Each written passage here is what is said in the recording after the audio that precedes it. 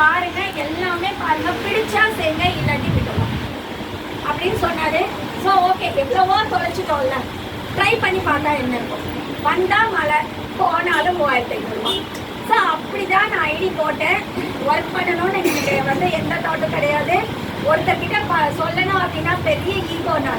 நான் போய் 4 பேரை சொல்லணுமா, நான் யாரு, இப்படிதான் இருப்பேன். ஸோ இன்னைக்கு ஏன்னா இந்த சேர் தான் என்னோடது. நான் சொன்ன 4 பேர் வேலை செய்வாங்க, நான் போய் 4 பேருக்கு எக்ஸிட் இருக்கணுமா இப்படின்றது போது. ஆனால் ஆக்சிஸ் பிஸ்னஸ் சம்திங் டிஃப்ரெண்ட். இது 4 பேருக்கு கட்டாயம் போய் சேரணும் சொல்லிட்டு தான் இன்னைக்கு இந்த அளவுக்கு எஃபோர்ட் எடுத்து நான் பண்ணிட்டு இருக்கேன். அதுக்கு வந்து இவர் தான் முக்கிய முக்கிய முக்கிய காரணம். நைட் 10 மணிக்கு ஃபோன் பண்ணாலே எனக்கு டவுட், பயம் வந்துடும். டவுட் கேட்பேன், சார் அப்படியா இப்படியா, 10 மணிக்கு கூப்பிடுவேன். அதான் பயந்துக்காதீங்க சிஸ்டர் சிஸ்டர் அப்படியே தான் 100 சிஸ்டர் சொல்லுவார். சரி 100 சிஸ்டர் சொல்லுங்க, உண்மையா சிஸ்டர்.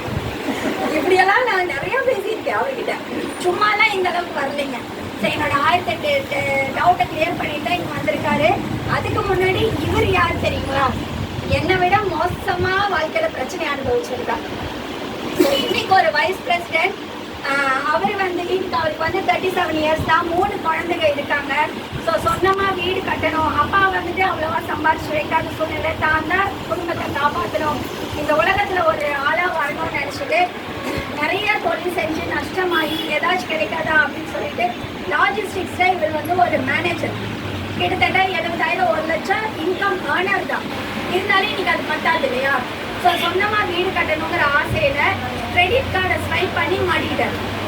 ஒரு 3 லட்சம் 10,000 கிரெடிட் கார்டு ஸ்வைப் பண்ணார். அது மேலும் மேலும் கடனாய் 45 லட்சம் கடன். அப்புறம் மாதம் அதுக்கு உண்டான பிடிமானம் இல்லை அப்படின்னு சொல்லும்போது ஆக்சிஸை 2 வருஷம் பார்ட் டைமராக எடுத்துட்டு முத்துமாணிக்கம். அதுக்கப்புறமா ஓகேன்னு சொல்லி ஃபுல் டைமராக வேலை பார்த்து இன்னைக்கு 3 கோடிக்கு மேலே சம்பாதிச்சிருக்காரு. கியா கார் 16 கார் வாங்கியிருக்காரு.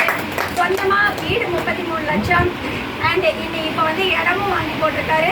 ஃபர்தராக இப்போ ஒரு 1 கோடி ரூபாய்க்கு வீடு கட்டுறதுக்கு பிளானிங் போயிட்டு இருக்கு. எங்க எல்லாரையும் வாழ வைச்ச தெய்வம் அப்படின்னு சொல்லலாம். Mister Balamurugan from Chennai.